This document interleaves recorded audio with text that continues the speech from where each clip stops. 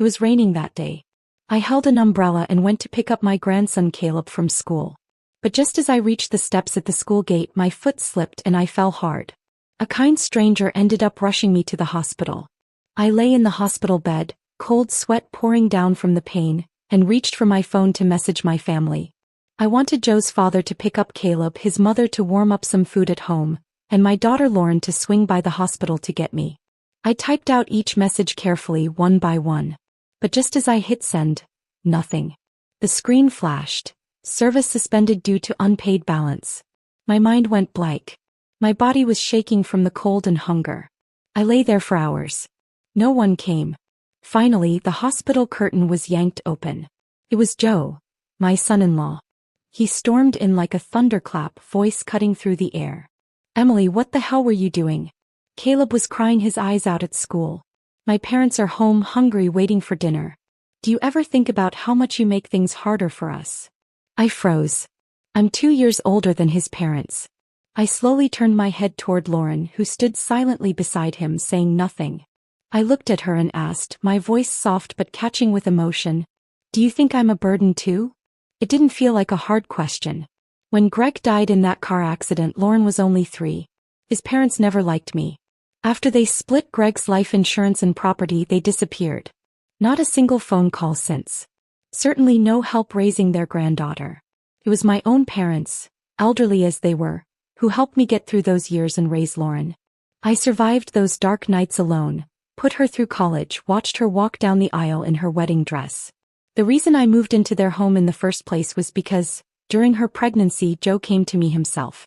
He told me his parents had never truly taken care of him, and he wanted his child to have a dependable grandma so he could focus on his career. When I saw Lauren's pregnant belly, I felt a sharp ache in my chest. I said nothing and moved in. I never once begged for money. I live off my pension and manage just fine. But once I moved in, I became the cleaner, the cook, the chauffeur. Everything. I always taught Lauren that the most important things in life are independence and dignity. I thought she understood me. But now, in response to my simple question, she only furrowed her brow and rubbed her temples as if I were adding to her stress. "Mom, Joe and I both have work tomorrow. The house is a mess. We came all the way here to pick you up. What more do you want?" That moment felt like a nail had been hammered straight into my chest. That was her answer.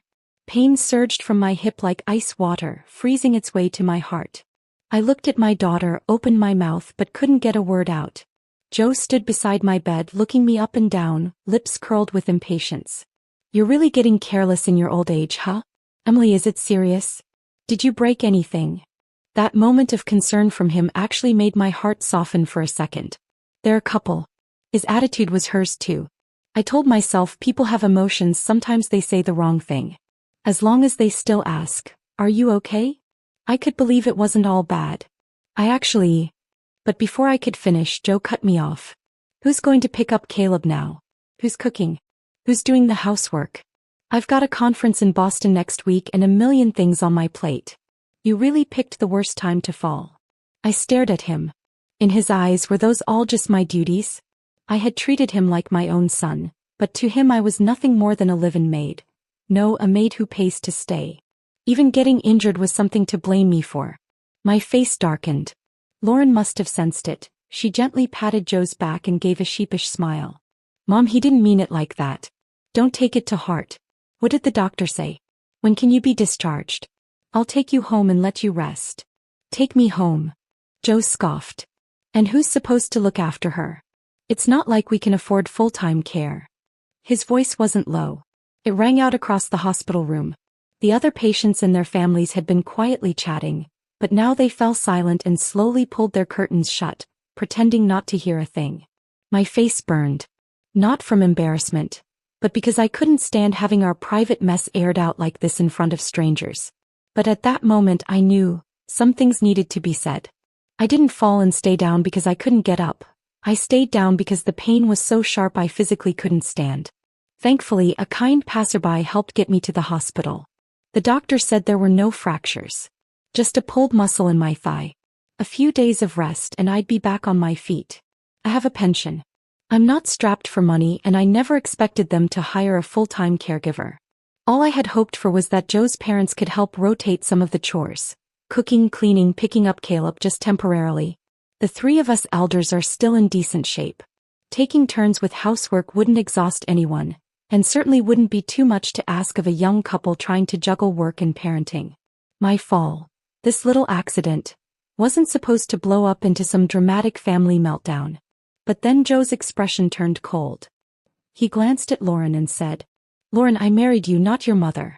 I've already done more than my share trying to manage your little 2-for-1 deal. But my parents aren't here to be her maids." The words were aimed at Lauren, but every syllable struck at me. He might as well have said, "Your mother doesn't belong in our home." Felt like someone had taken a dull blade to my chest. I had only meant to explain that I wasn't seriously injured, but suddenly I didn't feel like justifying anything. I looked him square in the eye. "Joe, let's not rewrite history. I was doing just fine back in my own home. It was you who came to me asking me to move in.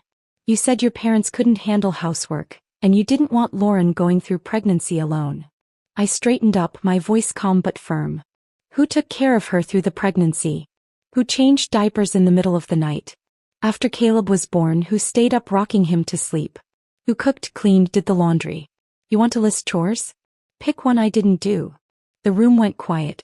I've never been one for dramatic speeches, but some things, if you don't say them out loud, will get twisted into a different story. Tomorrow I'd be known as the mother-in-law who just wouldn't leave. Joe clearly didn't expect me to speak up.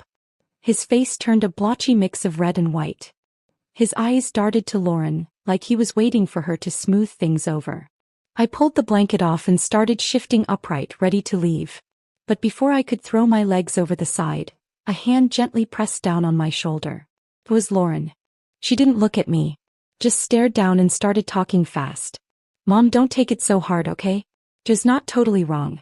We're both so busy, everything's overwhelming, and we really don't have the capacity to take care of you too." She paused, fumbling. "Maybe you could stay at the hospital a few extra days? Or maybe we could hire someone? Like the kind of home aide Lucy has. You wouldn't mind, would you?" She was our old neighbor. A sad woman with a tragic life, widowed young, her only son killed in a car crash. No family left. She'd hired the cheapest caregivers she could afford. In the end, she was diagnosed with dementia and died alone in a care facility. Everyone who knew her pitied her. But I'm not Lucy. I have a daughter. I have a family. I have decades I poured into building that family. And still, standing in Lauren's eyes, I was no different than a lonely, forgotten old woman. A chill crept over me. It hit me then. Lauren truly did see me as a burden. I said nothing. And when Joe and Lauren realized I had gone silent, they just left. A while later, the girl in the bed next to mine returned. She carried a takeout box and looked over at me, still alone, her eyes full of gentle concern. "Ma'am, is your daughter still not here?" I picked up an extra hot bar box from Whole Foods, chicken soup and grilled cheese. "Want to share it with us?" I glanced at the $30 bill crumpled in my hand, the one Lauren had slipped me earlier, and didn't know how to answer her. Thankfully, her mom called her away before I had to. My phone still had no signal. The account must have been suspended. No data, no calls. I couldn't even get out of bed. The space around me felt hollow and still. No one came. The smell of hospital food floated through the room and my stomach twisted. I tapped on my phone's screen mindlessly, as if that would drown out the empty gurgle from inside me. A few minutes later, the girl returned and gently placed a sandwich and soup on my bedside table. I looked up, flustered, and whispered, "Thank you, sweetheart. Could you help me find the Wi-Fi password around here? My phone's service is down." She smiled, nodded, and pointed to a small notice board beneath the television. I connected to the hospital's public network and opened Facebook. At the top of my feed was a fresh post from Nancy, Joe's mother. A family photo. All 5 of them were at Ocean Blue, a seafood restaurant in the Bay Area. That place is no joke, at least $100 a head. In the photo they were beaming. Plates full of oysters, lobster, cocktails. Even Lauren was smiling like her world had never known stress. But just last night at dinner, Joe had complained my cooking was too bland. Said he was losing weight. He didn't say it outright, but the implication was clear. I wasn't making enough meat dishes.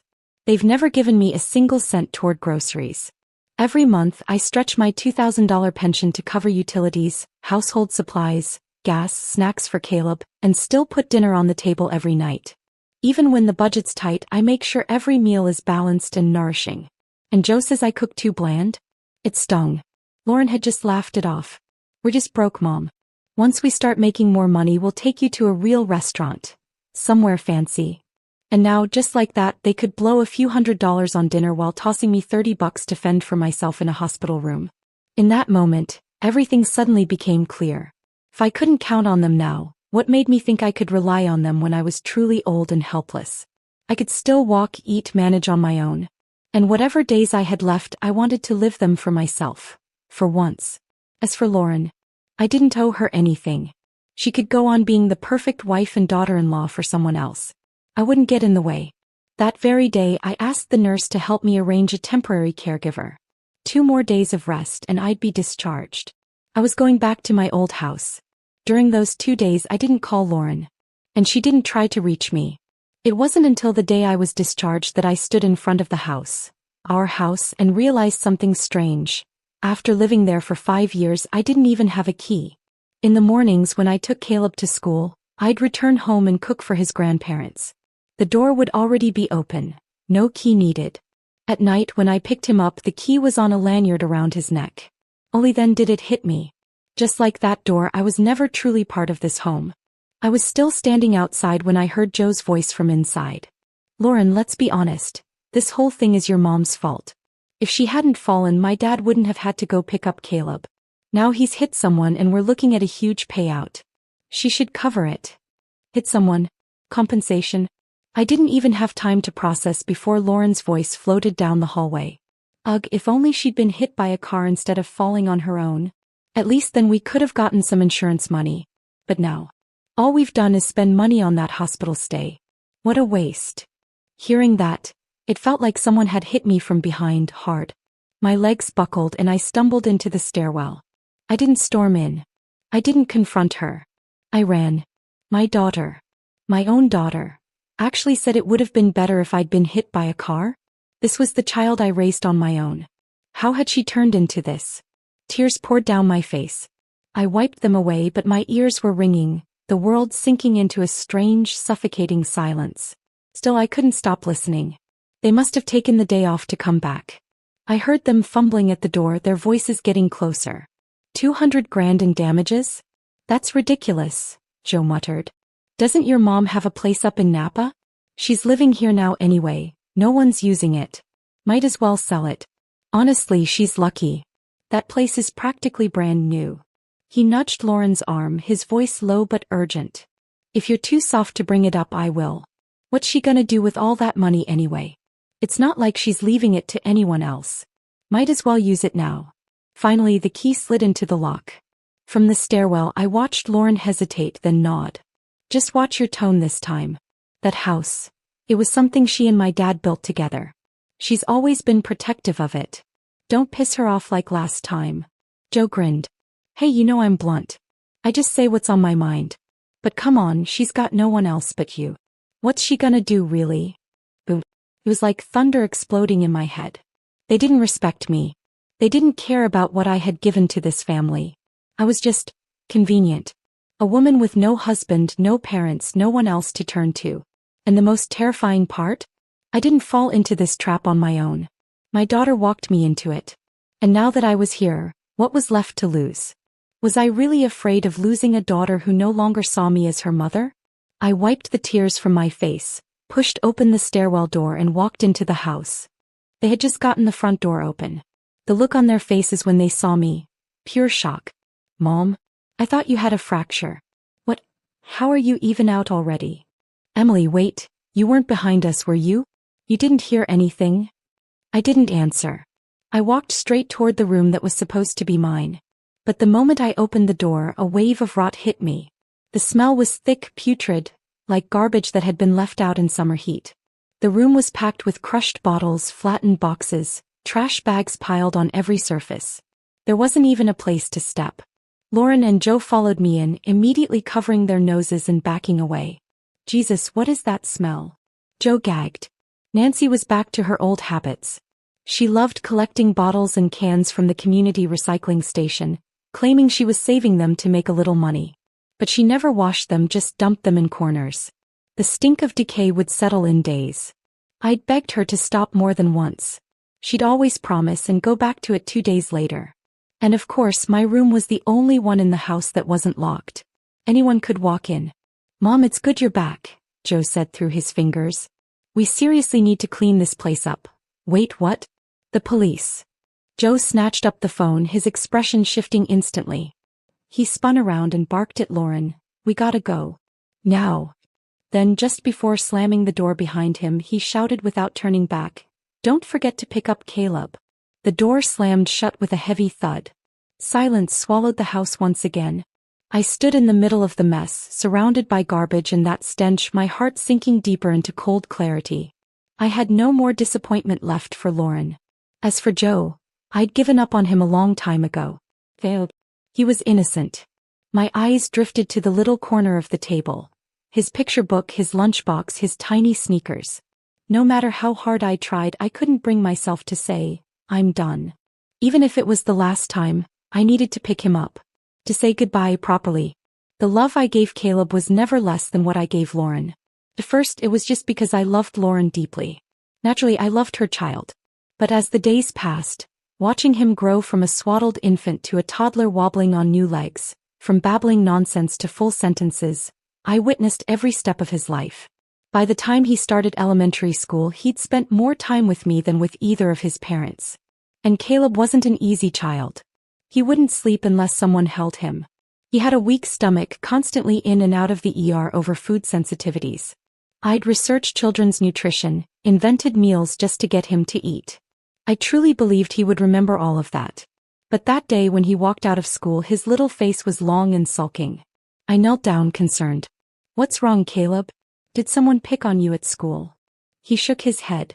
Then, looking straight up at me, he said with complete seriousness, "Grandma, can you not live with us anymore? The past 2 days while you were gone, we had shrimp, McDonald's, and lots of yummy stuff. But now you're back, it's your cooking again." The words pierced me like a thorn straight into the heart. He wasn't joking.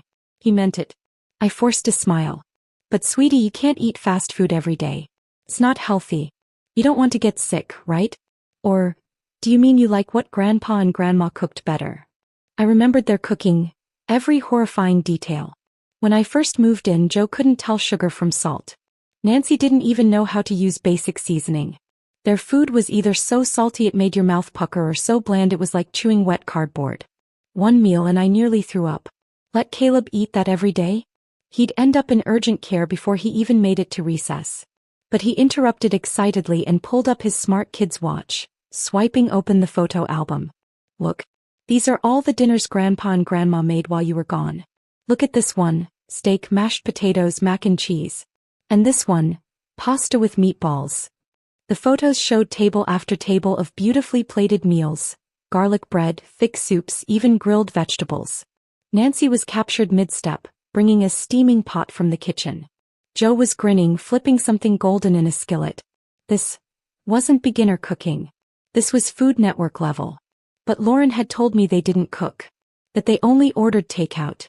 That their kitchen was a disaster zone where even the utensils had to fight for space. Joe had even joked once, saying ever since I moved in they'd finally gotten real meals, and teased that I was their 5-star chef. Now I saw the truth. They could cook. They always could. They just faked incompetence, strung me along, and lured me into their home like some free full-time all-service maid. I looked down at Caleb's sweet, excited face. My toes burned. But my lips still curved into a gentle smile. "All right, sweetie. Grandma's going back to her own place today. I won't be staying with you anymore." His eyes lit up. He squealed like a kid opening presents on Christmas morning. "Yay.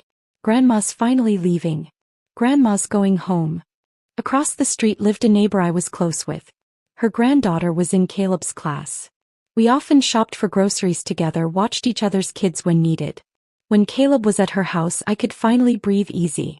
That day I ordered pizza. Caleb lit up when he saw it, hugged the box, and ran off to his friend's house without so much as a glance back. I stood at the doorstep, watching him skip happily toward the door, waving like he couldn't wait to forget I existed. The feeling that came over me wasn't anger. It was something colder. Like a wind cutting straight through my bones. Wasn't this your little darling? Lisa, my neighbor, chuckled as she opened her door and nodded at the pizza box in my hand. You finally let him eat that stuff? I figured the first thing you'd do getting out of that hospital was make him a pot of soup. Her eyes dropped to my knee. I get it. You still feel strong, like you can handle it all. But you've got to start thinking about your own health. You can't keep burning yourself out for everyone else. I forced a weak smile and didn't say much, just brushed it off with, I'm heading back home today. Won't be staying around anymore. Lisa paused, her expression shifting. You heard something, didn't you? She glanced down the hallway, making sure no one was around, then lowered her voice. The way she tiptoed into the question made my chest tighten. After everything I'd been through, I didn't need one more confirmation, but there it was.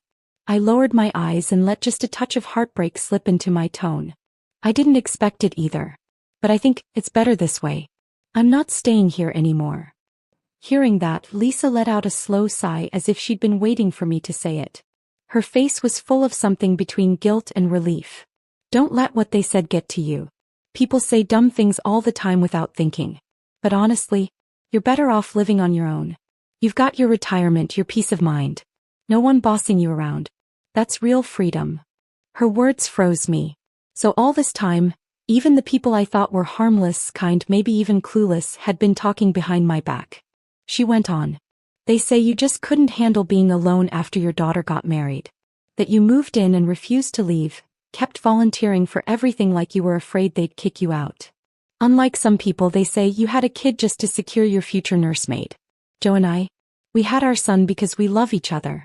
We'd never ask his wife's mom to live with us. I mean, where's the dignity in that? And don't get me started on chores. I once invited you to a community fitness class, remember? You wouldn't go. It was like you were afraid someone would take over your territory. My face went cold. Lisa must have noticed the shift because she gently patted my shoulder. Honey, I've known you long enough. You're not the scheming type. You're not a moocher.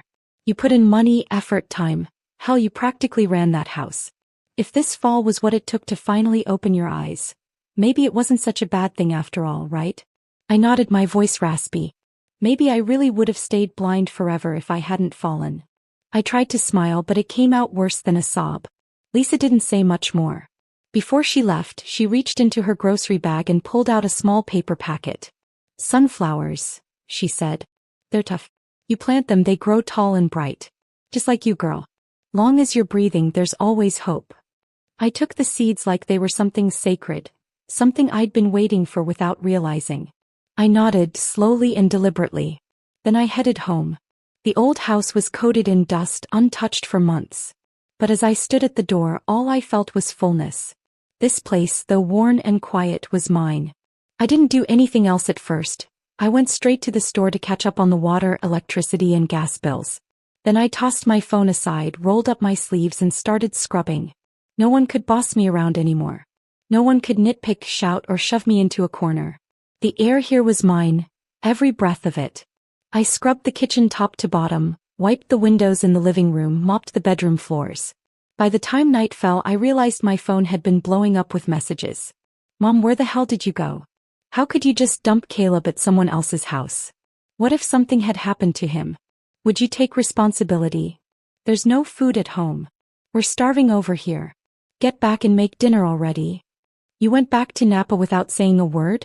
Do you even realize what a mess you left behind? All this fuss over a couple of things, Caleb said. He's just a kid. You're a grown woman. Can't you be the mature one? I scrolled through them without expression, my finger dragging slowly to the very last one. It wasn't a text, it was a voice message. Mom, I've just been so overwhelmed these past few days. I didn't mean to ignore you, really. Everything's been exhausting and, honestly, I don't think I can do it without you. I need you, Mom. I really do. Lauren's voice was soft, pleading, just like when she was little, crying and reaching out for me. But back then she needed comfort. Now she wanted control. I didn't believe for a second she didn't know why I left. She wasn't confused. She was calculated, packaging her request in helplessness so it'd be harder to say no. I opened my gallery, pulled up that photo Nancy had posted of their lavish seafood dinner, and forwarded it to Lauren. She never responded. When I checked her Facebook again later, the original post, the one showing off their feast, had quietly disappeared. You see, even when faced with the truth, she chose silence over accountability. But that night I slept like a rock. No one told me what to cook. No one waited for me to wash dishes. No one tossed their emotions at my feet and expected me to sweep them up. I ate whatever I wanted whenever I felt like it. No eyes watching. No guilt weighing down my fork. The house was so quiet I almost didn't recognize the peace. The next morning, I rummaged through the utility cabinet and found the sunflower seeds Lisa had given me before she left. I rolled up my sleeves, crouched down by the strip of soil along the side of the house, and planted each seed carefully, one by one. The sun was warm on my back. The smell of fresh earth was damp and honest, like something waiting to grow. This little town, my old neighborhood, was mostly made up of people my age now. Nobody here was still rushing off to the city to help out the kids. We weren't volunteer nannies. We chose to stay where life had made us strong. It was familiar, grounded, and dignified. My return stirred things up. Within days, neighbors started dropping by. One brought a carton of eggs. Another carried a bunch of fresh kale. Someone else showed up with a vacuum-sealed pack of bacon. "Emily, what brings you back so suddenly?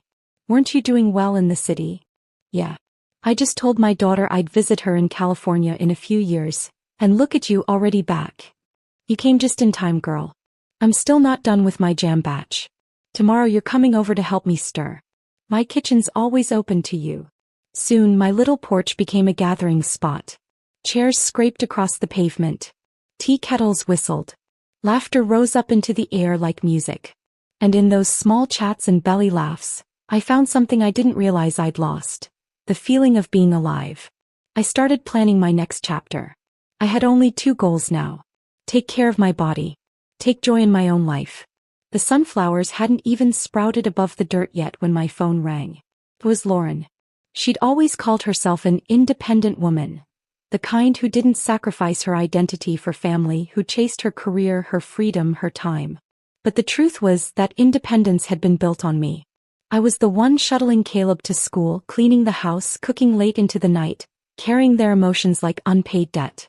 Now that I'd been gone just a few days, her voice on the phone sounded paper-thin, like a scrap being whipped around by the wind. "Mom, are you still mad? Can you come home now? Please." My voice was calm. "I'm not mad. But I'm not coming back either. The chores, the childcare, you and Joe can divide them up. It's really not that hard. I just want to start living my own life again." Before she could answer, Joe's voice barreled into the line, loud, irate, and full of that same self-righteous thunder I'd grown used to. "Are you kidding me right now? We just lost 30 grand in that investment. Our savings are gone, and this is when you decide to bail. We're supposed to stick together as a family. You have any idea how many times Caleb's had diarrhea? We've taken him to urgent care 3 times. We're getting warnings at work for being late picking him up. My dad gave up fishing, my mom's stepping in, and you're out there living your best life." I didn't say a word. Just smiled faintly and switched the call to speakerphone, then set the phone down on the patio table. Let them rant. I had soil to turn. "Joe," I said softly, "raising your child and managing your home, that was always your job.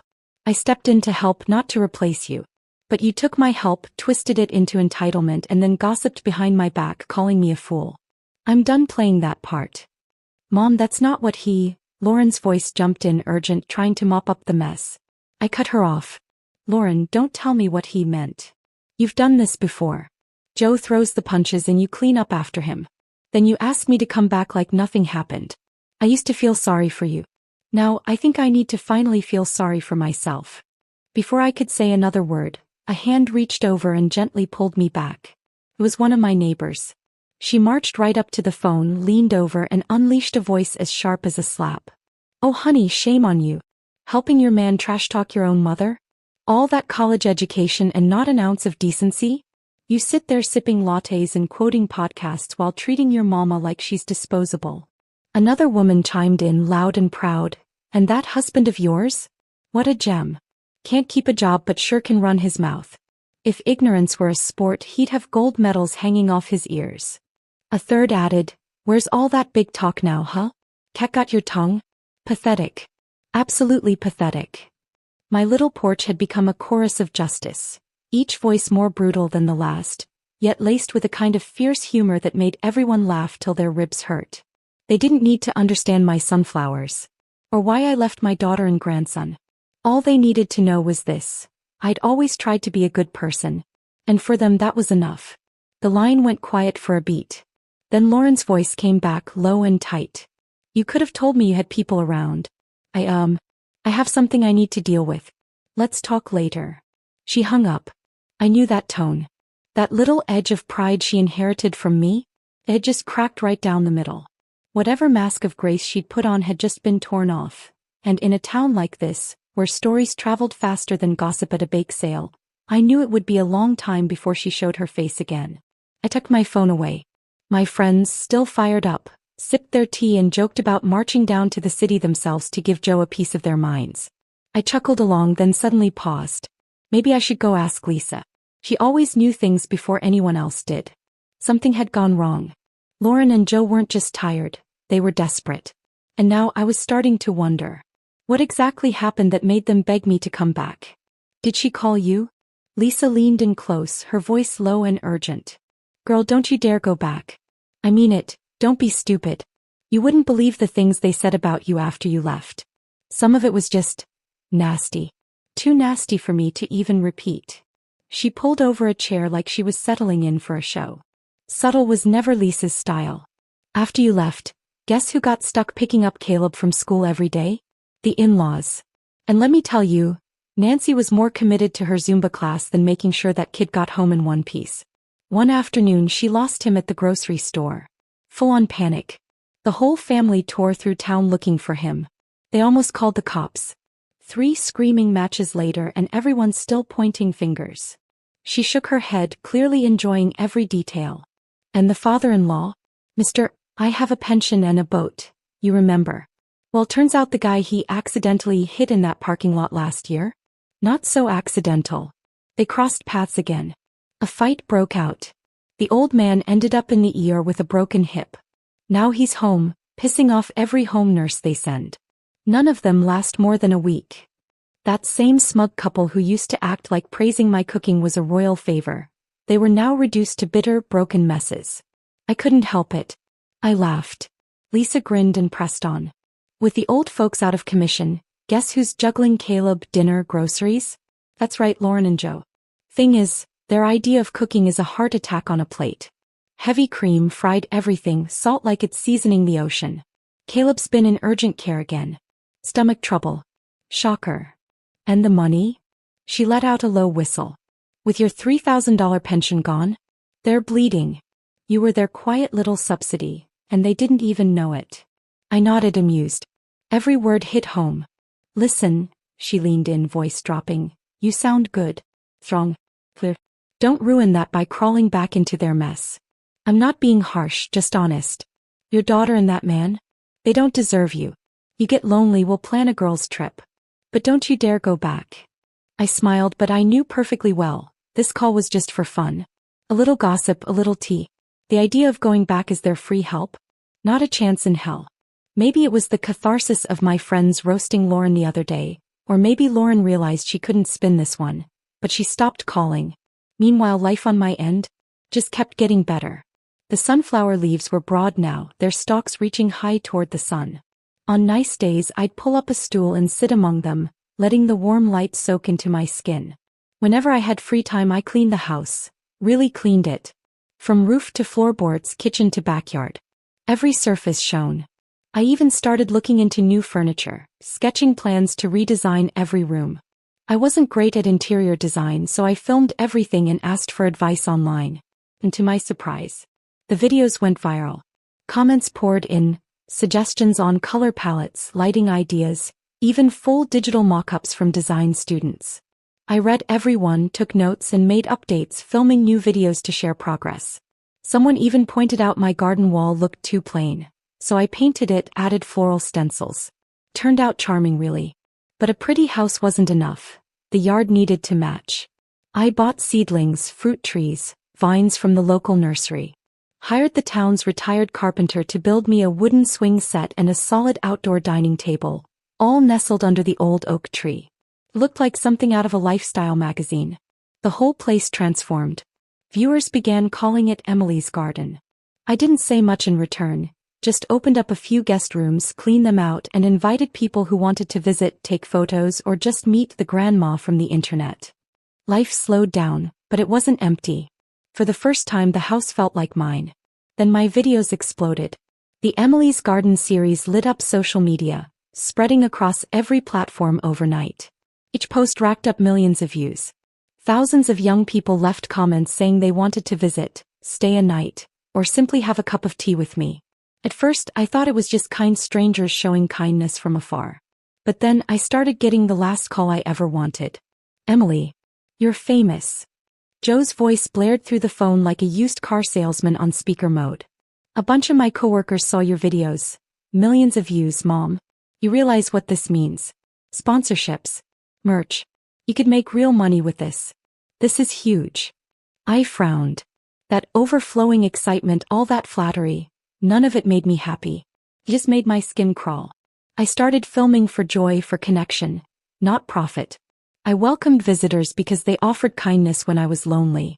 I never meant to turn this into a market stall. And let's not forget, this was the same man who once barked orders at me, belittled me, and treated me like a burden. Now suddenly I'm Mom again, just because I've become valuable? I said nothing. He kept rambling like this house, this account, these followers were assets he could manage. I finally spoke, cold and even. "Don't even think about it. None of this has anything to do with you.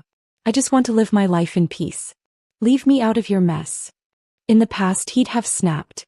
But this time he hesitated, then passed the phone to Lauren. "Mom," she said, voice softened though still laced with urgency. "We really need your help.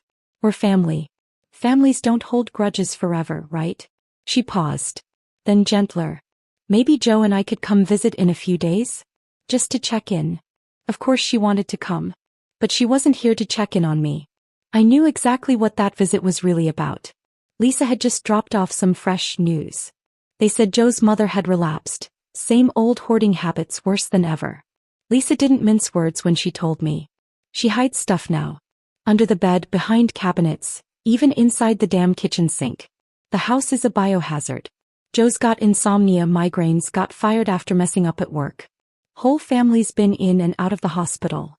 But the worst hit. His father. That hip injury never fully healed. No. He's completely bedridden. A real vegetable. Lisa leaned in and said it straight. They're broke. No job. No help. Honey, to them you're a walking retirement plan. You better lock that gate. I nodded. I already had. First step, change the locks. I picked up my phone and called them back. My voice was steady, firm. Don't bother coming. I changed the locks. Even if you show up, you're not getting in. I don't want to see either of you. There was a beat of silence.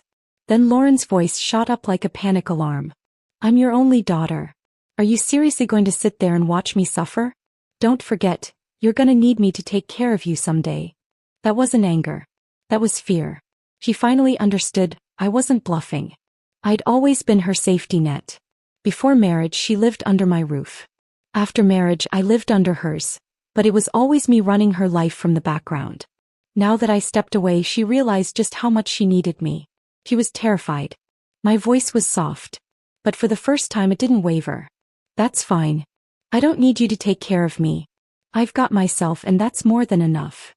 I hung up. Outside, the garden was glowing. Flowers in bloom, sunlight pooling across the wooden bench, a warm breeze carrying the scent of soil and herbs. Peace. For the first time in years. But it didn't last long. Just 2 days later, I saw the last people I wanted anywhere near my door. I'd just finished trimming the rose hedges when a noise stirred by the gate. I stepped outside and there they were. Joe and Lauren. And they hadn't come empty-handed. Joe had that fake smile plastered on, pushing a wheelchair with his father slumped inside, drooling and vacant-eyed. Lauren had her head down, silent. She knew what this was.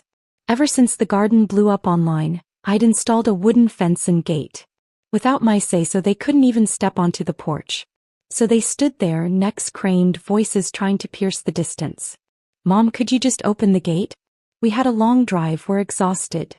Lauren tugged Caleb forward. Come on, sweetie, say what you said in the car. The boy looked thinner, clearly worn. He stepped forward, looking up at me with wide eyes, his voice soft as cotton. Grandma, can I come in? I miss your cooking. I want to eat dinner with you again. Please? I didn't flinch. I knelt to his eye level, looked him right in the face. No, sweetheart. Grandma lives in her own house now. And you have your own home too. Wasn't that what you said? The moment I said it, his face twisted. Tears filled his eyes. He turned and clung to Lauren's leg, wailing. Grandma is mean. I hate her. Mommy, didn't you say this is our house? Let's kick her out. I don't want Grandma anymore. Lauren rushed to cover his mouth, but it was too late. I heard it. So did the neighbors. And they did not hold back. Who teaches a kid to talk like that? Only heartless adults feed that kind of poison to a child. You people think you're entitled to everything? Her house, her peace? Get out of here. Touch her and I swear I'll cough on you with a virus I haven't even named yet. I'll sue you into bankruptcy. That man in the chair? God probably saw what he did and said, you're done. And the wife? Look at her. Face like spoiled milk, voice like a mosquito. You think she came to help? She came to leech. Their words flew fast and sharp. I couldn't help it, I laughed. Joe and Lauren were still trying to cry their way into sympathy, but I saw right through it. Just as they thought I was about to crack, I unlocked the gate. And walked out. Mom, please. 2 clean, hard slaps. Precise. Final. 1 on each face. Their skin flushed red immediately. That's for scheming against me. And that's for wishing I got hit by a car. Come back again and I won't just slap you. Joe's face twisted. He raised his hand ready to hit back. But someone shouted from the porch. Everyone record this. This punk's about to hit his mother-in-law. I turned. Half the garden was full of guests, phones raised, recording, microphones on, catching every frame in 4K. Joe froze. Rage turned to horror. He remembered where he was. This was the internet age. They slinked off, humiliated. I'd had a feeling they'd pull something. That's why I'd already warned the guests staying at my place. Stream it all, let the world see. They wanted attention. They got it. I dusted off my hands and smiled at the crowd. All right, y'all. BBQ's on me tonight. The wind swept through the garden, flowers dancing, golden light spilling over every smiling face. And I thought to myself, this is the life.